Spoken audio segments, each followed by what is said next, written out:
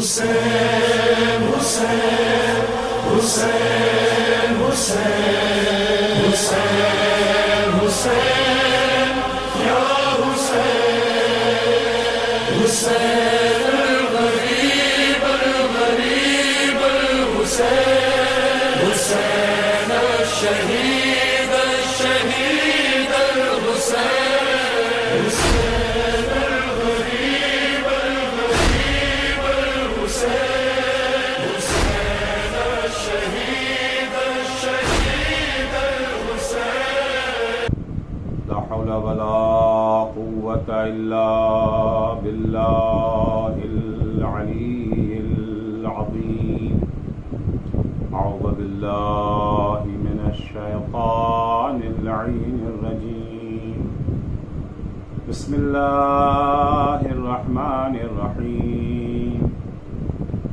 الحمد لله والصلاة والسلام على رسول الله وعلى آله آل الله لا سيما بقية الله ولعنة الله على أعدائهم أعداء الله من يومنا هذا إلى لقاء الله. أما بعد فقد قال الإمام علي بن الحسين زين العابدين عليهما السلام. فأما حق الله الأكبر فإنك تعبده لا تشرك به شيئا فإذا فعلت ذلك بإخلاص جعل لك على نفسه أن يكفيك أمر الدنيا والآخرة ويحفظ لك ما تحب منها. عزیزان گرامی، ہماری گفتگو ہیومن رائٹس انسانی حقوق کے سلسلے میں ہے. میں نے عرض کیا تھا کہ انسانی حقوق ایک ایسا خوشنما نعرہ ہے جو ہر جگہ اس نعرے کا استعمال کیا جاتا ہے لوگوں کی توجہ اپنی طرف موڑنے کے لیے، اپنے مقاصد حاصل کرنے کے لیے بڑھ چڑھ کے یہ نعرے لگائے جاتے ہیں. لیکن جتنا زبان سے اس نعرے کا چرچا ہوتا ہے اتنا ہی عمل کے میدان میں نعرہ لگانے والے اس سے دور ہیں. قول اور فعل میں انسانی حقوق کے سلسلے میں اگر ہمیں یکسانیت نظر آتی ہے تو ان لوگوں کے ہاں جن کی زندگی اللہ کی بندگی اور اس کی عبادت پر استوار ہے. ہمیں یہ یکسانیت انبیاء اعظام اور ائمہ طاہرین علیہم السلام کی زندگی میں نظر آتی ہے. امام زین العابدین علیہ السلام نے ہیومن رائٹس کا جو چارٹ پیش کیا ہے، انسانی حقوق کا جو منشور پیش کیا ہے، اس میں امام علیہ السلام نے سب سے پہلا حق جو بیان کیا ہے وہ اللہ کا حق بیان کیا، اور اسے امام نے سب سے بڑا حق قرار دیا ہے، کیونکہ سارے حقوق کا سرچشمہ یہی حق ہے. اللہ جل شانہ کے حق کو جو ادا کریں گے وہی انسانی حقوق کو بھی ادا کر سکیں گے. اللہ کے حق کی ادائیگی ضمانت ہے انسانی حقوق کے منشور کے نفاذ کی. اگر اللہ کا حق ادا نہ کیا گیا، اگر اللہ کی بندگی نہ کی گئی تو پھر کوئی ضمانت نہیں، کوئی گارنٹی نہیں کہ وہ جو انسانی حقوق کا منشور تیار کیا گیا، جو ہیومن رائٹس کے چارٹ لوگوں نے بنائے ہیں، عقلائے عالم نے اکٹھا ہو کر کے جو انہوں میں تیار کیا ہے وہ نافذ بھی ہو سکے گا؟ جیسا کہ ابھی تک یہی دیکھا گیا کہ انسانی حقوق کا یہ منشور صرف کاغذ کی حد تک موجود ہے، عملی زندگی میں کہیں نظر نہیں آتا۔ جو انسانی حقوق کے ٹھیکیدار بنے ہوئے ہیں اس کے نفاذ کے لیے سب سے زیادہ انسانی حقوق کو انہی لوگوں نے پامال کیا۔ کیوں؟ اس لیے کہ انہوں نے اپنی زندگی کی بنیاد اللہ کے حق کی ادائیگی پر نہیں رکھی۔ اللہ کا سب سے بڑا حق کیا ہے؟ سب سے بڑا حق یہ ہے کہ امام فرماتے ہیں کہ اس کی عبادت کرو، اس کے ساتھ کسی کو شریک قرار مت دو۔ اگر امام فرماتے ہیں اذا فعلت ذلک باخلاص، اگر اخلاص کے ساتھ تم نے یہ کام انجام دے دیا، اگر اخلاص کے ساتھ اللہ کا یہ حق ادا کر دیا، عبادت و اطاعت میں کسی کو اس کا شریک نہیں قرار دیا، تو پھر تمہارے دنیا اور آخرت کے مسائل اللہ اپنے ذمے لے لے گا، اور جو کچھ دنیا اور آخرت میں حاصل کرنا چاہتے ہیں اللہ ان سب چیزوں کی حفاظت کا خود ذمہ دار ہو جائے گا۔ اللہ جل شانہ کی عبادت اگر انسان نے کر لی، اگر اس کی بندگی کو صحیح طریقے سے انجام دے دیا، پھر انسانی حقوق کی رعایت کے سلسلے میں کوئی رکاوٹ اس کے سامنے کھڑی نہیں ہو سکتی ہے۔ عزیزوں، کل عرض کیا تھا اللہ جل شانہ کے احکام کی مخالفت، اس کی نافرمانی دو طرح کی ہے۔ ایک نافرمانی فسق ہے اور ایک نافرمانی شرک کا درجہ رکھتی ہے۔ کل کی مجلس میں سورہ انعام کی 121ویں آیت آپ کی خدمت میں پیش کیا تھا، جس میں پروردگار عالم نے یہ فرمایا تھا کہ وہ جانور، وہ حلال گوشت جانور جن پر اللہ کا نام نہیں لیا گیا ہے، اللہ کا نام لیے بغیر انہیں ذبح کر دیا گیا ہے، اس کا گوشت نہ کھاؤ۔ اگر کھا لیا تو یہ فسق ہے، یہ گناہ ہے۔ پھر آیت نے آگے بڑھ کے کہا تھا کہ شیطان اپنے چیلوں کی طرف وسوسے کرتا ہے الہی قوانین کے سلسلے میں، الہی احکام کے سلسلے میں، اور اس کے چیلے اس کے بہکاوے میں آ کر کے لوگوں سے الہی قوانین کے سلسلے میں بحث کرنا شروع کر دیتے ہیں، اس کی حقانیت کو چیلنج کرنا شروع کر دیتے ہیں، اور کچھ لوگ اس کی اس سازش کا شکار ہو کر کے حکم خدا کی نافرمانی کرتے ہیں۔ نہ صرف یہ کہ نافرمانی کرتے ہیں بلکہ اس کے حکم کو بھی چیلنج کرنے لگتے ہیں۔ یہ صرف گناہ نہیں ہے بلکہ یہ شرک کے زمرے میں آ جاتا ہے۔ البتہ امام فرماتے ہیں، امام صادق علیہ السلام کے بقول شرک و طاعت لیس شرک و عبادہ، یہ طاعت کا شرک ہے، عبادت کا شرک نہیں ہے۔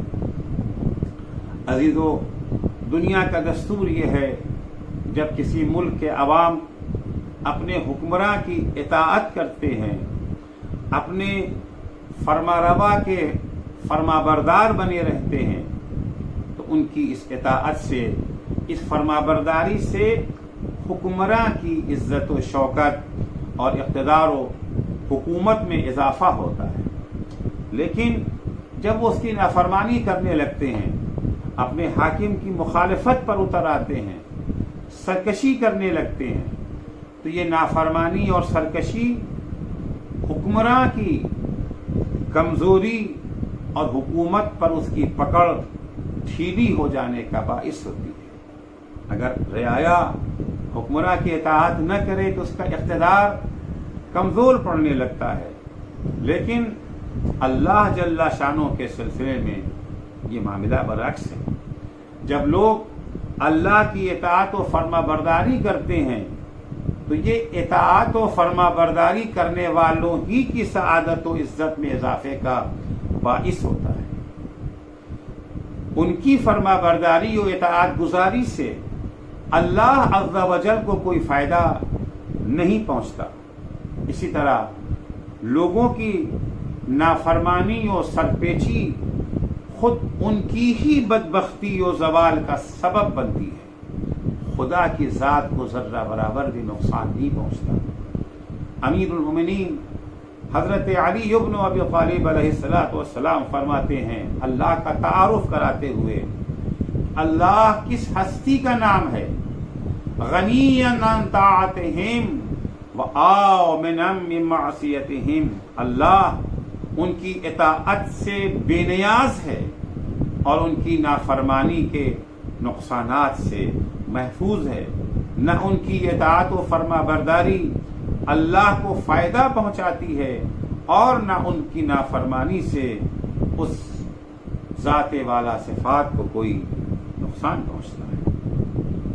لہذا اگر امام فرماتے ہیں کہ اللہ کا سب سے بڑا حق یہ ہے کہ تم اس کی عبادت کرو اور اس کی عبادت و اطاعت میں کسی کو شریک نہ کرو، تو اس سے فائدہ اطاعت کرنے والوں کا ہے، فائدہ ہم انسانوں کا ہے. البتہ امام علیہ السلام نے اللہ کا سب سے بڑا حق اس کی اطاعت کو قرار دیا ہے. اس کی اطاعت کو امام نے اخلاص سے جوڑا ہے. صرف اطاعت و عبادت کافی نہیں ہے، بلکہ اخلاص بھی ضروری ہے. اللہ کے آزاد بندے ہر قید سے آزاد ہو کر صرف اس کی خوشنودی کے لیے اس کی اطاعت کرتے ہیں. یہاں تک کہ بہشت اور اخروی نعمتیں بھی ان کی نظر میں شرط عبادت نہیں ہیں. یعنی جو اللہ کے مخلص بندے ہوتے ہیں وہ اس لیے اللہ کی عبادت نہیں کرتے کہ وہ اللہ انہیں جنت دے گا، اللہ انہیں جہنم کی سزاؤں سے محفوظ رکھے گا. وہ اپنی عبادت کے لیے نہ جنت کے حصول کو شرط قرار دیتے ہیں اور نہ آتش جہنم سے محفوظ رہنے کو شرط قرار دیتے ہیں. اگر وہ بہشت کے طلبگار ہوتے بھی ہیں تو اس لیے نہیں کہ وہ بہشت ہے، بلکہ بہشت و جنت کے طلبگار اس لیے ہوتے ہیں کہ یہ بہشت اور جنت قرب الہی کی منزلگاہ ہے. ان کی نگاہ میں اصل اللہ کا تقرب ہے، اصل اس سے قریب ہونا ہے. یہ نگاہ میں جنت کو اصالت حاصل نہیں ہے. اگر جنت و بہشت کے طلبگار بھی ہوتے ہیں تو صرف اور صرف اس لیے کہ بہشت و جنت اللہ سے تقرب کا ذریعہ ہے. اخروی نعمتیں چونکہ ان بندوں پر اللہ کے لطف و کرم کا آئینہ دار ہیں، اس لیے وہ ان اخروی نعمتوں کو طلب کرتے ہیں. لیکن نعمتوں سے پتہ چلتا ہے کہ اللہ ان پر مہربان ہے. اگر انہیں جنت مل گئی یعنی اللہ کا لطف و کرم انہیں حاصل ہو گیا تو اصل میں طلبگار اللہ کے لطف و کرم کے ہوتے ہیں. جنت اور بہشت عکاس اور آئینہ دار ہے اس بات کا کہ اللہ کا لطف و کرم ان کے شامل حال ہو گیا. انہیں جنت اور اس کی نعمتوں سے کوئی مطلب نہیں، کوئی واسطہ نہیں ہے. چنانچہ امیر المومنین حضرت علی ابن ابی طالب علیہ السلام فرماتے ہیں، الہی ما عبدتک خوفا من نارک ولا طمعا فی جنتک بل وجدتک اہلا للعبادت فعبدتک. خدایا اگر میں نے تیری عبادت کی ہے، تیری عبادت نہ میں نے تیری جنت کے شوق میں کیا ہے، نہ تیرے جہنم کے خوف سے کیا ہے. جنت نہ ہوتی تب بھی تیری عبادت کرتا، جہنم نہ ہوتا تب بھی تیری عبادت کرتا.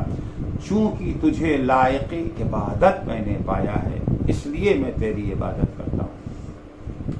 قرآن مجید نے ایسے ہی ایک نمونہ، ایسے ہی خالصانہ مخلصانہ اخلاص کے ساتھ انجام دی جانے والی ایک عبادت کا ایک نمونہ پیش کیا ہے. البتہ وہ نمونہ کسی معصوم ہستی کا نہیں ہے. وہ نمونہ آسیہ بنت مزاحم فرعون کی زوجہ ہے.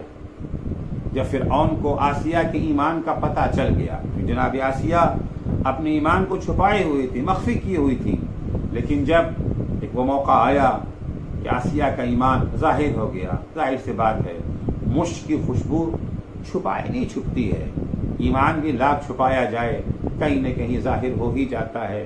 جناب آسیہ کا ایمان جب ظاہر ہو گیا، فرعون نے پہلے تو آسیہ کو سمجھانا چاہا، نصیحتیں کرنا چاہیے، لالچ دلایا تاکہ آسیہ اللہ پر اپنے ایمان سے باز آ جائیں، دستبردار ہو جائیں، لیکن جب اس کی نصیحتیں کارگر نہ ہوئیں، جب لالچ کام میں نہ آیا، آسیہ دنیا کی ہر نعمت کو ٹھکرانے کے لیے تیار ہو گئی، اللہ کو ٹھکرانے پر تیار نہیں ہوئی، اور فرعون نے جناب آسیہ کو دھمکیاں دینی شروع کر دی کہ اگر تم نے ایسا نہ کیا تمام نعمتیں تم سے چھین لی جائیں گی، تمام سہولتوں سے محروم کر دی جاؤ گی، دانے دانے کو ترسنے لگو گی۔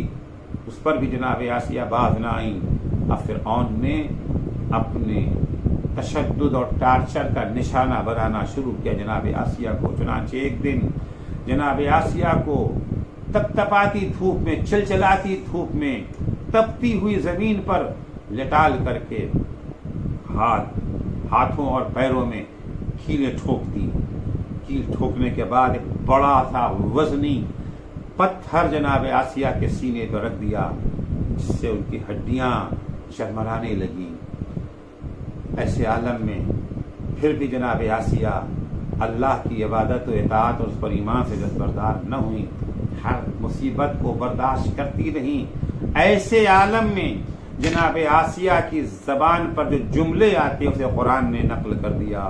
جناب آسیہ پروردگار کو خطاب کر کے کہتی ہیں، رب ابن لی عندک بیتا فی الجنہ ونجنی من فرعون وعملہ ونجنی من القوم الظالمین۔ اے اللہ مجھے کچھ نہیں چاہیے، بس جنت میں ایک گھر میرے لیے بنا دے، وہ بھی ہر جنت نہیں،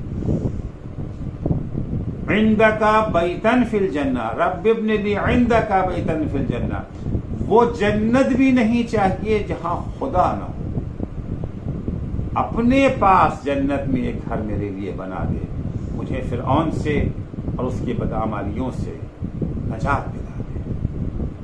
یہی اخلاص ہے، یہ اخلاص ہے جو تمام شیطانی وسوسوں سے اطاعت و عبادت کو محفوظ رکھ سکتا ہے۔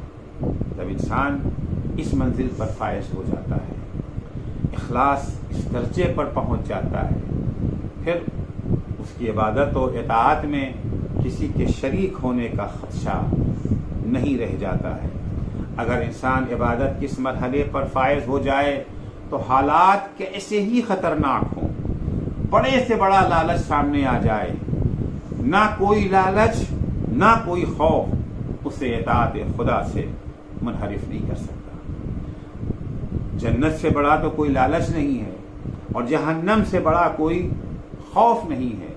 جب اسے جنت کا لالچ اور جہنم کا خوف بھی نہیں ہے، صرف اور صرف عشق خدا میں وہ عبادت کرتے ہیں، تو پھر کون سی چیز ہے جو انہیں عبادت سے روک سکتی ہے؟ کون سی چیز کا لالچ انہیں عبادت سے روک سکے گا؟ کس چیز کا خوف انہیں عبادت سے روک سکے گا؟ کیونکہ جب ان کی نگاہ میں جہنم کے خوف کی کوئی حیثیت نہیں ہے، جنت کے لالچ کی کوئی حیثیت نہیں ہے، تو پھر دنیا کا کوئی خوف، دنیا کا کوئی لالچ عبادت کے راستے میں ان کے قدم کو ڈگمگا نہیں سکتا۔ جب شیطان نے اللہ کی نافرمانی کی، اللہ نے اسے اپنی بارگاہ سے دور کر دیا، یہ کہتے ہوئے کہ فخرج منہا فإنک رجیم، نکل جا تو میری بارگاہ سے، تو راندے درگاہ ہے، وَإِنَّ عَلَيْكَ لَعْنَتِي إِلَى يَوْمِ الدِّينِ، اور قیامت تک تجھ پر میری لعنت ہوتی رہے گی، تجھ پر لعنت پڑتی رہے گی۔ ابلیس نے جواب میں کہا، میں نے 6000 سال تیری عبادت کی ہے، مجھے اپنی عبادت کی قیمت چاہیے، مجھے اپنی عبادت کا صلہ چاہیے۔ کیا چاہتا ہے؟ اس نے کہا کہ مجھے اپنی عبادت کے بدلے میں قال رب فانظرنی الی یوم یبعثون، ہمیں قیامت تک کی زندگی دے دے، قیامت تک زندہ رہنے کی ہمیں طاقت دے دے۔ قال فإنک من المنظرین الی یوم الوقت المعلوم، پروردگار نے کہا ٹھیک ہے ہم تجھے مہلت دیتے ہیں مگر قیامت تک کی نہیں، ایک معینہ وقت تک کے لیے جس کا علم اللہ جل شانہ ہی کو ہے۔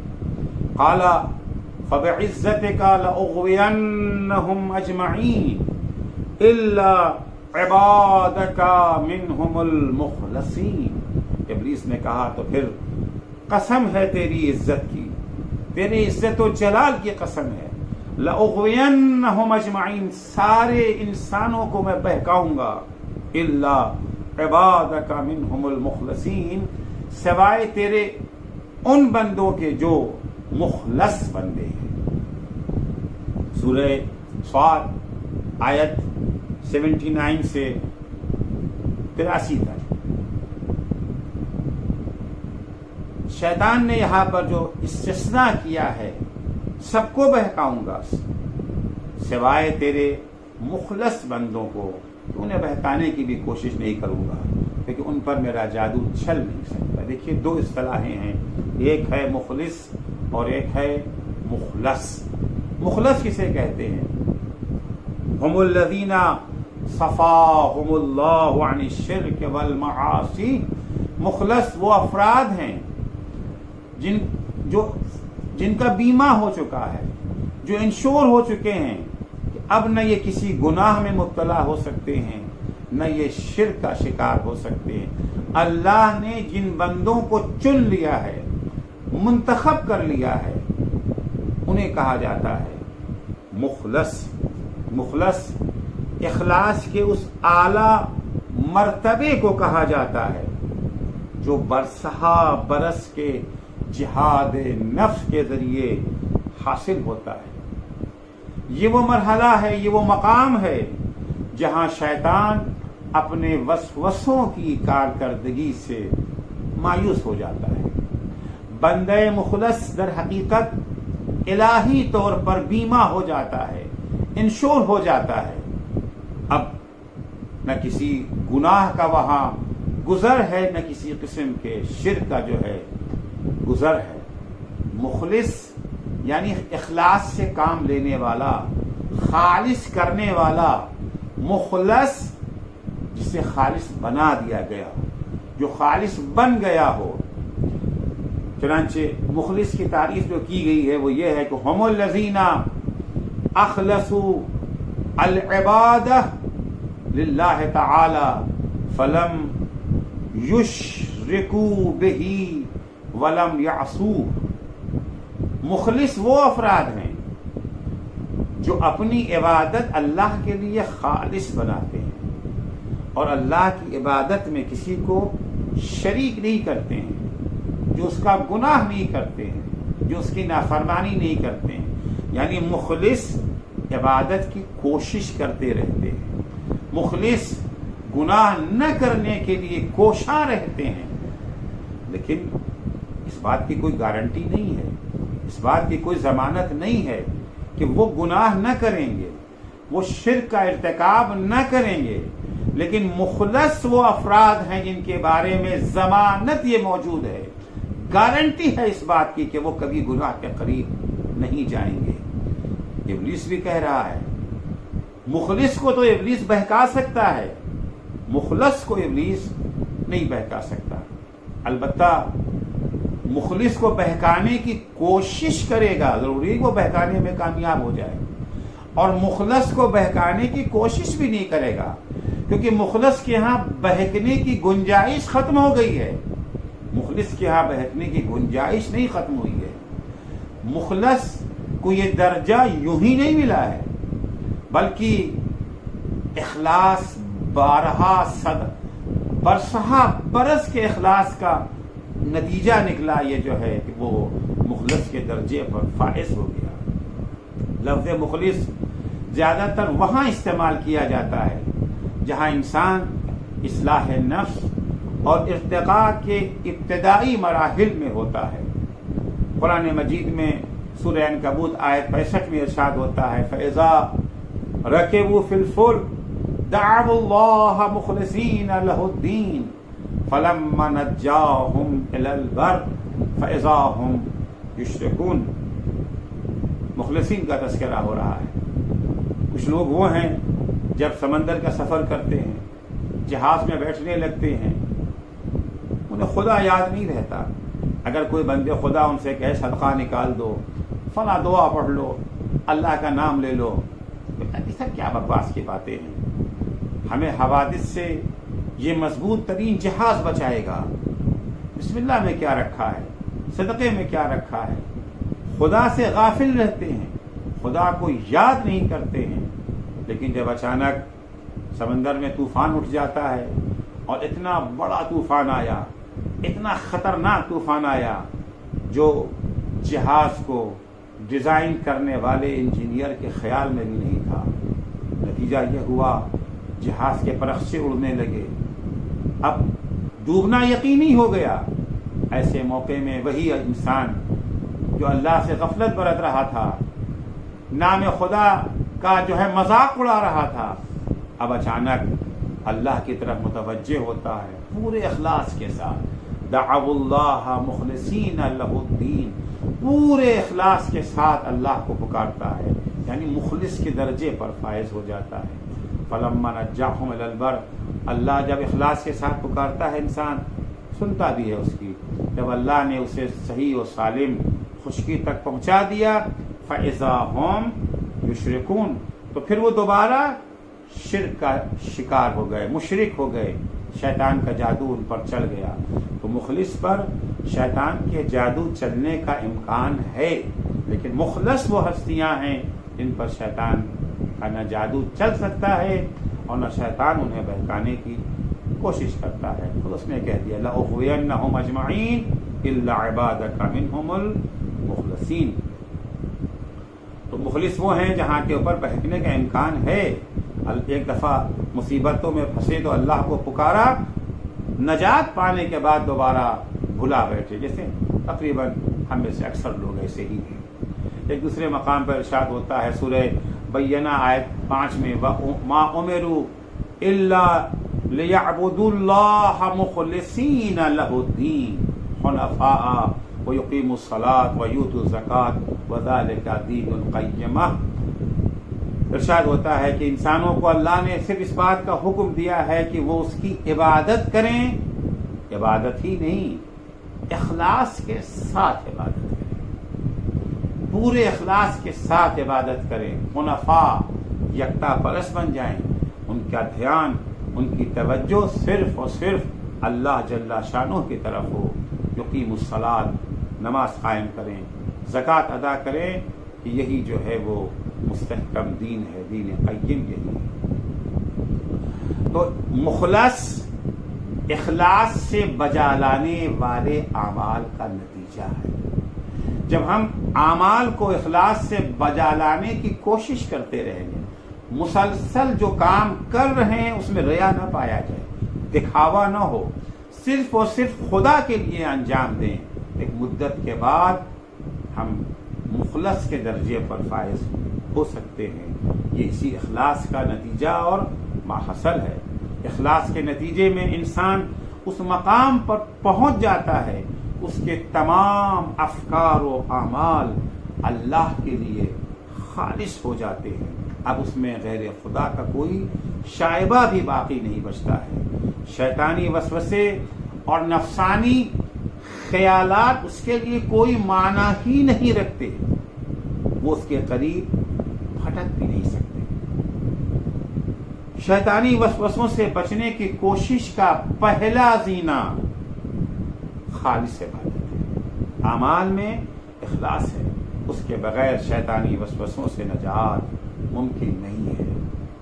چنانچہ سورہ کہف آیت 110 میں ارشاد ہوتا ہے فَمَنْ كَانَ يَرْجُو لِقَاءَ رَبِّهِ فَلْيَعْمَلْ عَمَلًا صَالِحًا وَلَا يُشْرِكْ بِعِبَادَةِ رَبِّهِ أَحَدًا۔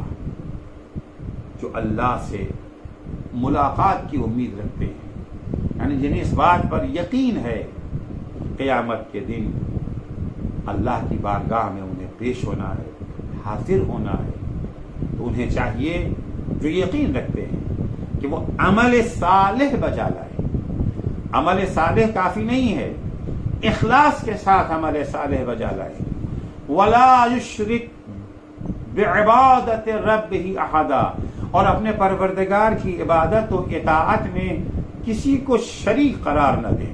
وَلَا يُشْرِكْ بِعِبَادَةِ رَبِّهِ أَحَدًا، تو عمل کافی نہیں ہے۔ ایک عمل بہت سارے ہیں، غریبوں کی مدد کیجیے، عمل صالح ہے، اسپتال بنوا دیجیے، عمل صالح ہے، یتیموں کی سرپرستی کیجیے، عمل صالح ہے، لیکن یہ عمل صالح ہو سکتا ہے کہ اس میں اخلاص پایا جائے، ہو سکتا ہے اس میں اخلاص نہ پایا جائے۔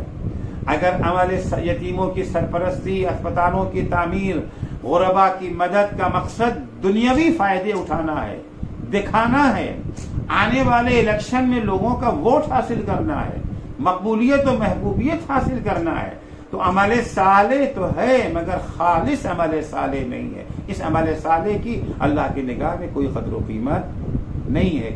یہ عمل صالح دنیا میں تو کام آ سکتا ہے، آخرت میں کام نہیں آ سکتا ہے۔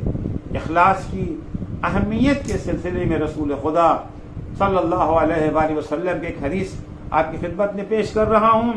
رسول خدا صلی اللہ علیہ وآلہ وسلم فرماتے ہیں، ما اخلص عبد للہ عز وجل 40 صباحا الا جرت ینابیع الحکمت من قلبہ علی لسانہ۔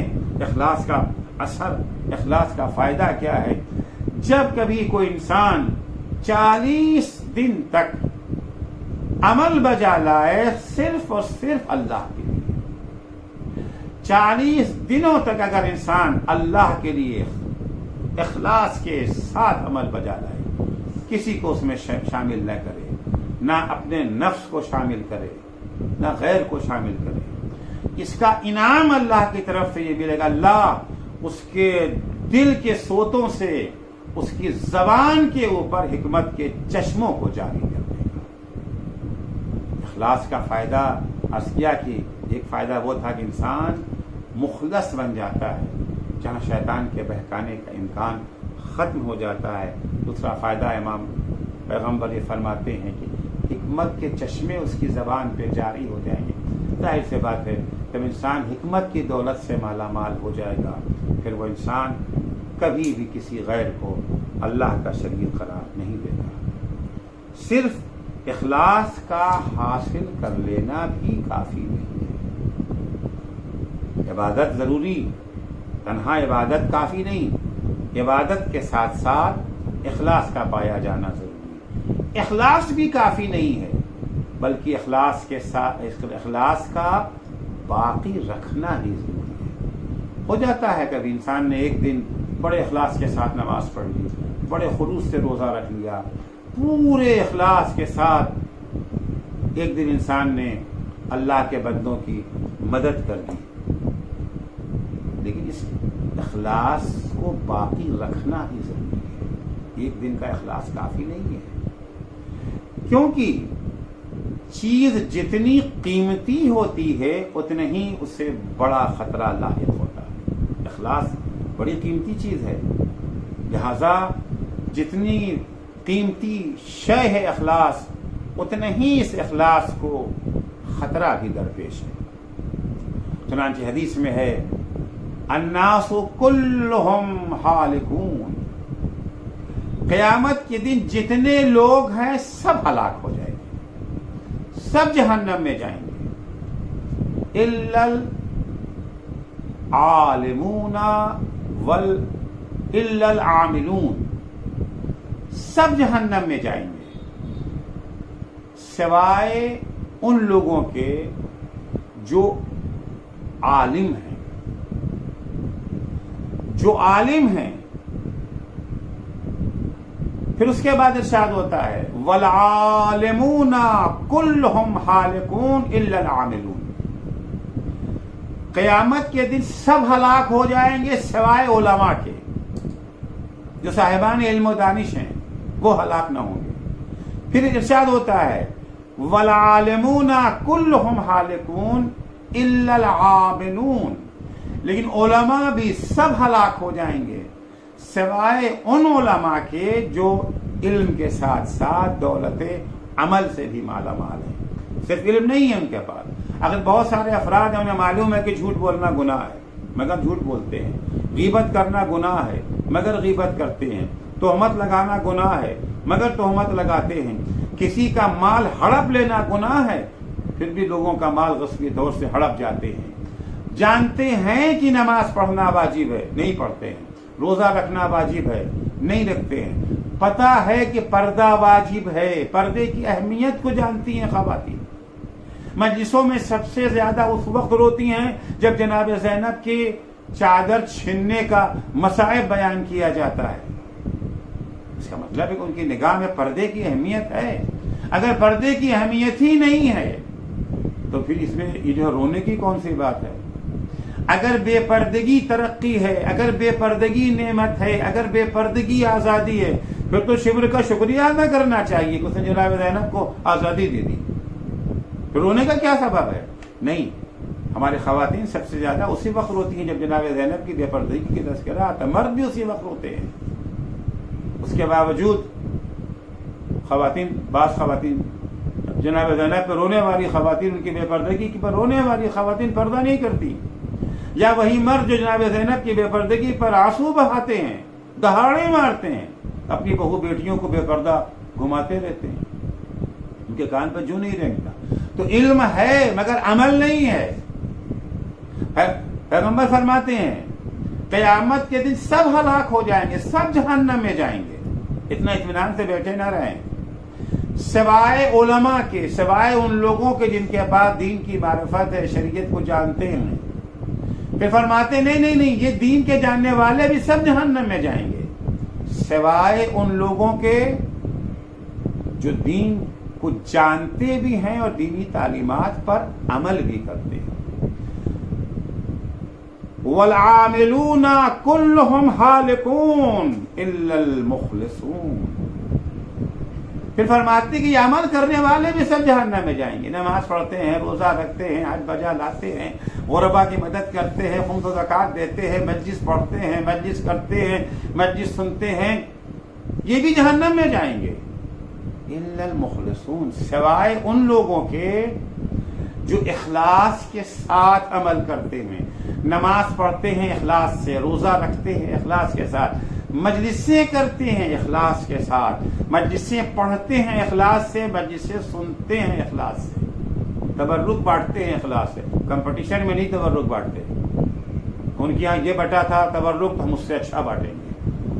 ان کے یہاں کھانا کھلایا گیا تھا 1 سالن تھا، 5 سالن رکھتے ہیں. کمپٹیشن ہے، مقابلہ ہے. عمل تو ہے، اخلاص نہیں پایا جاتا. پیغمبر فرماتے ہیں یہ بھی جہنمی ہے، یہ بھی قیامت کے دن ہلاک ہو جائیں گے سوائے ان کے جن کے پاس علم بھی ہے. اگر علم ہے تو عمل، اگر علم ہی نہیں تو عمل کہاں سے کریں گے؟ جانتے ہی نہیں ہے تو کریں گے کہاں سے؟ علم بھی ہے، عمل بھی ہے، اخلاص بھی ہے. یہ کامیاب ہوں گے، یہ جنت میں جائیں گے. پھر فرماتے ہیں البتہ ایک بات کا دھیان رہے والمخلصون علی خطر عظیم. مخلصوں کو بہت بڑے خطرے سے دوچار ہونا ہے. اب اگر اخلاص ان کے ہاں آ گیا تو مطمئن ہو کے بیٹھ نہ جائیں. شیطان طاق میں لگا ہے ان سے اخلاص کو چھیننے کے لیے، لہذا بچانے کی بھرپور کوشش کریں. بہت بڑے خطرے کا انہیں سامنا ہے. خطرے سے صرف مخلصین خطرے سے باہر ہیں، مخلصین نہیں. عرض کر دیا مخلص اور مخلص کا فرق بیان کر چکا. برسہ برس کے اخلاص کا نتیجہ ہے مخلص کا درجہ.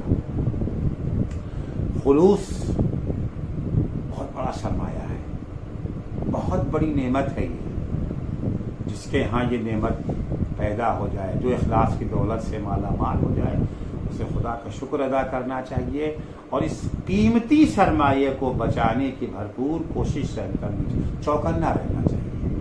دیکھیے اگر کسی انسان کے پاس جیب میں 10 روپے ہے، ٹرین میں سفر کر رہا ہے، بس میں سفر کر رہا ہے، کہیں جا رہا ہے، اسے اس 10 روپے کی فکر نہیں رہتی، جیب پکڑے ہوئے نہیں کھڑا رہے گا کہیں کوئی پاکٹ نہ مار لے.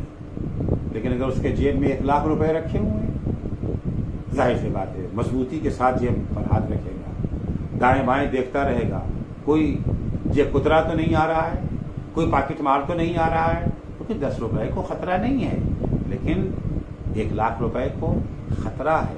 سرمایہ جتنا قیمتی ہوتا ہے اتنے ہی انسان اس کی حفاظت کی کوشش کرتا ہے. تو عزیزو، خلوص بہت بڑا سرمایہ ہے جس میں ذرہ برابر بھی اگر ملاوٹ آ گئی تو فوراً پکڑ میں آ جاتی ہے. جناب لقمان اپنے بیٹے کو نصیحت کرتے ہوئے فرماتے ہیں، اخلص العمل فإن الناقد بصیر. اے میرے لال بیٹا، دیکھو اپنے عمل کو خالص بنانے کی کوشش کرو. عمل کافی نہیں ہے، عمل کو خالص بنانے کی کوشش، اس میں ذرہ برابر ملاوٹ نہیں ہونا چاہیے، کیونکہ ذرہ برابر بھی اگر ملاوٹ ہو گئی تو وہ خدا فإن الناقد بصیر، جس کی بارگاہ میں اعمال کو پیش کرنے والا ہے، وہ پرکھنے والا جو ہے اس کے پاس کسوٹی موجود. ایک دفعہ پرکھنے والا خود نہیں جانتا، واقف نہیں ہے، اس کے پاس کسوٹی نہیں ہے، دودھ میں پانی ملایا گیا ہے، لا کر کسی ایسے انسان کے سامنے رکھ دے، اسے تمیز نہیں ہے، وہ نہیں پرکھ سکتا کس کے اندر سونے کے اندر جو ہے ملاوٹ ہے، سونا کھرا ہے یا کھوٹا، یہ ہر انسان اسے پرکھ نہیں سکتا ہے. وہی جوہری پرکھ سکتا ہے جس کے پاس کسوٹی موجود. ہمارے اعمال اللہ کی بارگاہ میں پیش کیے جائیں گے، اللہ جل شانو پرکھے گا کہ ہمارے عمل میں ملاوٹ کتنی ہے، خلوص کتنا ہے. جناب لقمان فرماتے فإن الناقد بصیر، وہ پرکھنے والا، اس کے پاس کسوٹی موجود ہے. وہ کسوٹی پر انسان کے اعمال کو پرکھے گا. انسان کے اعمال کو پرکھنے کی کسوٹی معلوم ہے کیا ہے؟ وہ کسوٹی امیر المومنین حضرت علی ابن ابی طالب علیہ السلام کی ذات مقدس ہے. مولا کائنات کی جو زیارت ہے اس میں جملہ ہے السلام علیک یا میزان الاعمال. سلام اس علی پر، اے علی آپ پر سلام. آپ وہ ہستی ہیں جو اعمال کی کسوٹی ہیں، اعمال کی میزان ہے. اللہ امیر المؤمنین کی کسوٹی پر ہمیں پرکھے گا. ہمارے اعمال کا موازنہ امیر المؤمنین کے اعمال سے کیا جائے گا. کتنی شباہت پائی جاتی ہے ہمارے عمل میں اور علی کے عمل. ایسے بات ہے، علی جیسا عمل تو محال ہے، امیر المؤمنین کے درجے تک پہنچنا تو ناممکن ہے، لیکن دیکھا یہ جائے گا کتنی قربت ہے.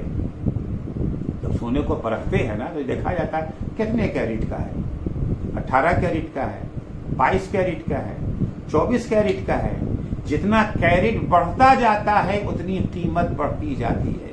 اسی طرح سے ہمارے اعمال کو جو پرکھا جائے گا، ہمارے اخلاص کو امیر المومنین کے اخلاص سے ملایا جائے. کتنا پرسنٹ شباہت پائی جاتی ہے؟ جتنا پرسنٹ شباہت پائی جائے گی اتنے ہی ہمارے عمل کی قیمت بڑھتی جائے گی.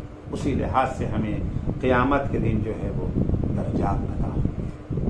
اس اخلاص وہ قیمتی گوہر ہے عرض کیا جس سے سب سے زیادہ خطرہ لاحق ہے.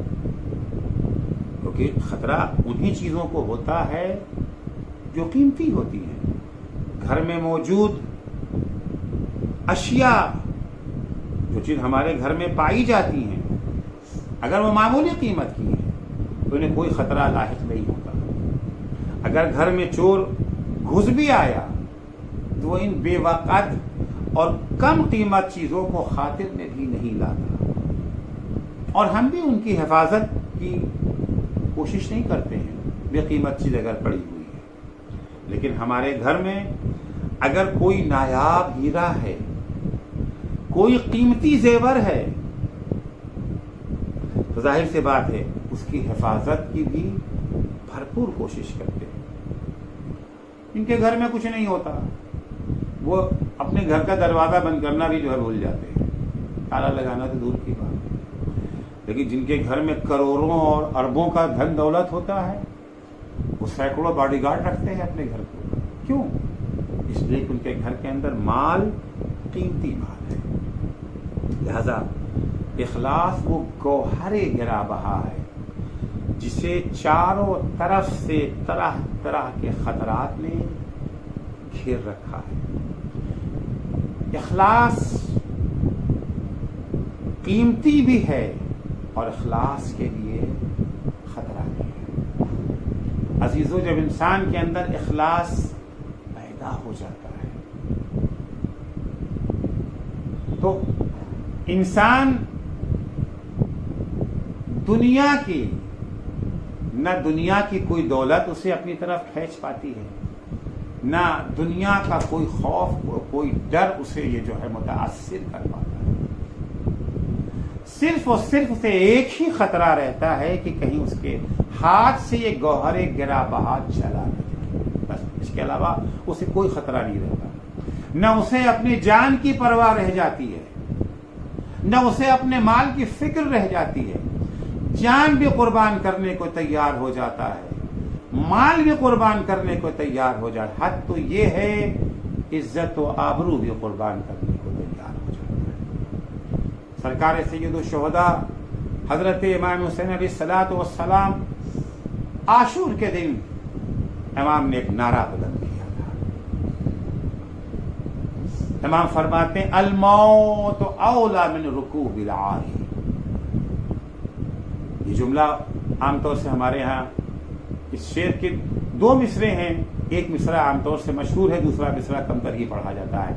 الموت اولی من رکوب العار، ذلت کی زندگی سے عزت کی موت بہتر ہے۔ کاہے کی ذلت؟ کون سی ذلت؟ گناہ کی ذلت، اللہ کی نافرمانی کی ذلت، اللہ کے احکام کے مقابلے میں سرکشی کرنے کی ذلت۔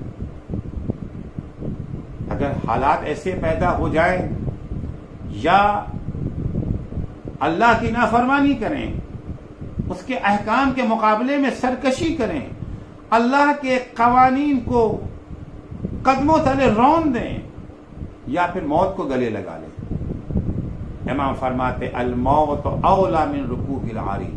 تو میری نگاہ میں مر جانا بہتر ہے، لیکن اللہ کے فرمان کو قدموں تلے روندنے کے لیے ہرگز تیار نہیں۔ الموت اولی من رکوب العار، ذلت کی زندگی سے عزت کی موت بہتر ہے۔ والعار اولی من دخول النار، کبھی کبھی اللہ کے احکام کی حفاظت کے لیے جان قربان کرنے کی ضرورت پیش آتی ہے، جان کی بازی لگانے کی ضرورت ہوتی ہے، اور کبھی کبھی اللہ کے قوانین کی پاسداری کے لیے اپنی عزت کو قربان کرنے کی ضرورت پیش آتی ہے۔ عزیزو، اکثر لوگوں کے لیے جان قربان کر دینا آسان ہوتا ہے، عزت قربان کرنا آسان نہیں ہوتا۔ امام فرماتے ہیں میں اللہ کے قانون کی پاسداری کے لیے جان بھی قربان کرنے کو تیار ہوں، اور اس کے احکام کی حفاظت کے لیے عزت کو بھی قربان کرنے کو تیار ہوں۔ الموت اولی من رکوب العار، ذلت کی زندگی سے موت بہتر ہے۔ والعار اولی من دخول النار، اور جہنم میں جانے سے ذلت برداشت کر لینا بہتر ہے۔ یہ حسین ابن علی کا صرف نعرہ نہیں تھا، حسین ابن علی نے عملاً بھی اسے سچ کر دکھایا۔ جہاں دین خدا کی پاسداری کے لیے اللہ نے امام نے اپنی گود کے پالوں کو قربان کر دیا، اپنی بہن زینب کے لاڈلوں کو قربان کر دیا، اپنے بھیا حسن کی نشانی قاسم کو قربان کر دیا، کڑیل جوان بیٹا جو شبیہ پیغمبر تھا علی اکبر اسے قربان کر دیا، 6 مہینے کے علی اصغر کو قربان کر دیا، برابر کے بھائی عباس کو قربان کر دیا، خود اپنی زندگی کا نذرانہ بارگاہ معبود میں پیش کر دیا۔ وہی حسین ابن علی نے وہ قربانی بھی دی ہے جسے یاد کر کے ہمارا بیمار امام تڑپ جایا کرتا تھا۔ امام قید شام سے چھوٹنے کے بعد جتنا دن زندگی زندہ رہے ہیں بابا کا ماتم کرتے رہے، روتے رہے۔ ایک دن امام کا چاہنے والا منہال آ کر کے کہتا ہے مولا کب تک روئیے گا، مولا کب تک آنسو بہائیے گا؟ امام فرماتے ہیں منہال تم نے انصاف نہیں کیا، ارے یعقوب کا ایک بیٹا یوسف ان کی نگاہوں سے اوجھل ہو گیا تھا۔ یعقوب جانتے تھے کہ یوسف زندہ ہیں، لیکن بیٹے کے فراق میں اتنا روئے۔ قرآن کے لفظیں ہیں کہ آنکھیں سفید ہو گئیں وَبْيَضَّتْ عَيْنَاهُ، ہائے ہمارے 18 یوسف ہماری نگاہوں کے سامنے تہے بیخ کر دیے گئے، تم کہتے ہو کب تک روئیے گا؟ منال کہتے ہیں مولا شہادت تو آپ کے خاندان کی میراث ہے، راہ خدا میں قتل ہو جانا تو آپ کے لیے باعث افتخار ہے۔ امام نے فرمایا منہال پھر تم نے انصاف نہ کیا، ہاں راہ خدا میں شہید ہو جانا ہماری میراث، راہ خدا میں قتل ہو جانا ہمارے لیے باعث افتخار، لیکن کیا ماں بہنوں کا برہنہ سر کوفہ و شام کے بازار میں پھرایا جانا بھی ہماری میراث؟ اجرکم اللہ۔ جب کبھی امام سے پوچھا جاتا تھا مولا اس سفر کربلا میں آپ پر سب سے زیادہ مصیبت کہاں پڑی، سب سے مصیبت کا لمحہ کون سا تھا؟ امام نے سب سے زیادہ مصیبت کے لمحات کے لیے نہ اون و محمد کی شہادت کو پیش کیا، نہ قاسم کے گھوڑوں کی ٹاپوں سے پامال جنازے کو پیش کیا، نہ علی اکبر کے سینے پر لگنے والی برچی کا تذکرہ کیا، نہ بشیر کے تیر سے شعبہ سے چھدنے والے گلے کا تذکرہ کیا، نہ بابا کی لاش کی پامالی کا تذکرہ کیا۔ جب بھی امام سے پوچھا جاتا تھا امام فرماتے تھے الشام الشام الشام۔ سب سے بڑی مصیبت اس وقت تھی جب شام کا بازار تھا اور میری پھپھائیں اور پھپھیاں برہنہ سر شام کے بازار میں پھرائی جا رہی تھی۔ اجرکم اللہ۔ حسین ابن علی نے یہ قربانی بھی بڑی آسانی سے دے دی۔ کل کی مجلس سے میں نے عرض کیا تھا حسین کو پتا تھا